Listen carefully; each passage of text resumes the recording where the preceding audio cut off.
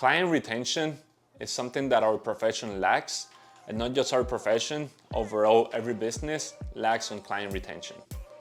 We made 1 million in our second year in practice.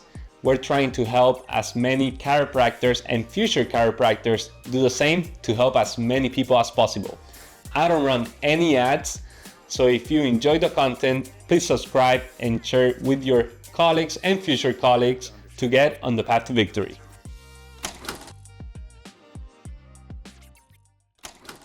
When a patient tells me something, I'll probably never forget it. I had this lady that told me literally a year and a half ago that she was having a granddaughter and a couple situations were going on. She dropped out because she had to move, and when she moved back, I basically asked her about the situation and she was like, how do you even remember this? I just joke with them, water adjustments and protein is what helped me, remember everything. I just joke with them, but you have to remember everything that the client tells you about. When you go to a place, you want to feel important, and most importantly, you want to be heard. I still remember to this day what my wife was wearing the first day I met her. Not her first date, the first day I met her in chiropractic school. I still know where she was sitting, the first thing I told her, the first thing she told me, and what she was wearing. So if you care about something, you better remember it. So I care about all my patients, so I try to remember everything. So when a patient tells me something, I never forget it. I usually have it on my brain. If they're going to the beach and they come in 2 weeks, I ask them, how was the beach? Do you go swimming? How do you even remember? Now that we're 4 doctors overall, now I have to be a little different. I used to put everything on my brain. Now I need to write it on the file. Just in case I'm not there the day that they come on their next visit, the doctor that sees the file can ask them, hey, how was your trip? Or how's your family? How's your newborn? That way they know that we care about them. Another way that you can care about a patient and basically never lose them again is if they're a sports fan, and let's suppose they go for the Celtics and the Celtics won the title this year. I basically buy them a hat of the Celtics and I send them on the mail. No, I'm not going to send them to their house, because if I send it to the house, they're the only one that's gonna see it. So I send them to their job. Why to their job? You get a package to your job. You open it, what's gonna happen? People are gonna gather, like, who gave you that? Oh, you have a big present, let's see what it is, who gave you that?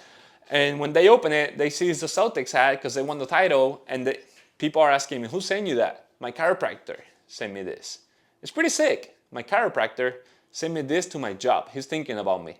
That's pretty sick. So what's gonna happen? The people around him are gonna become patients as well, because they know that you care about the patient.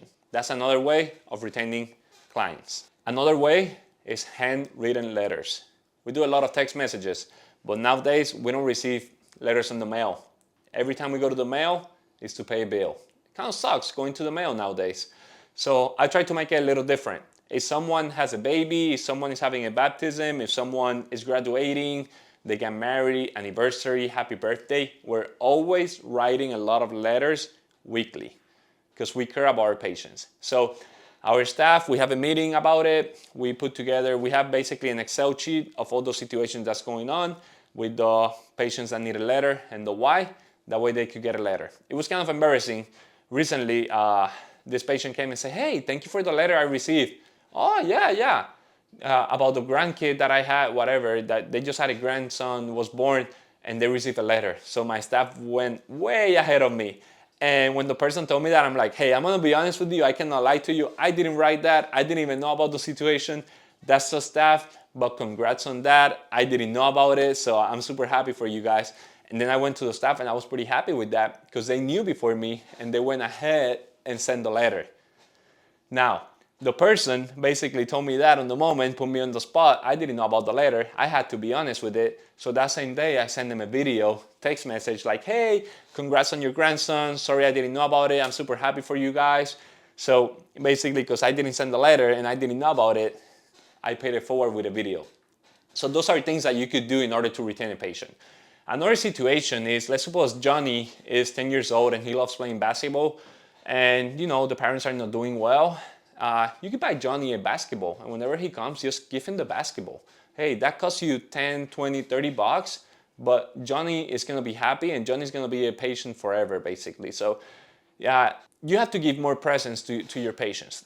Not just thinking about receiving. You have to give more in order to get back something. So just think about them. That basketball costs you 20, 30 bucks. Just give it to Johnny, and Johnny will start referring more people as well. But the most important thing is love and care about your people. They're gonna know if you're there for them or if you're not there for them. So just love and care, be authentic with them, and just help them. You know, you don't want to see anyone suffering. That's why you chose this profession. It took us 3.5 years to graduate and a lot of money. So just be present, love, and care about your patients. If you have any questions, shoot me a DM, text message, call me, and I'll happily help you.